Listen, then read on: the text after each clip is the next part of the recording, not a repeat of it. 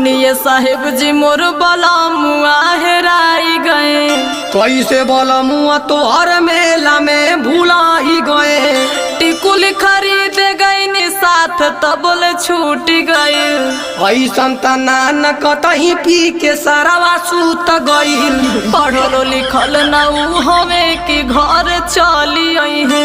पहिले लगाई बचार सोटा जब उ मिल जई है। हंस खुश घर से उ मेला में लेके आए वो। और चुटकियों में हम ढूंढेंगे क्योंकि तुम फिरेंगी दरोगा की शरण में आए हो। अरे दरोगा जी खोज ना बड़ा उपकार हो रहा। अरे ठीक है भाई लेकिन हुआ क्या था? सुना और जाने रिसिया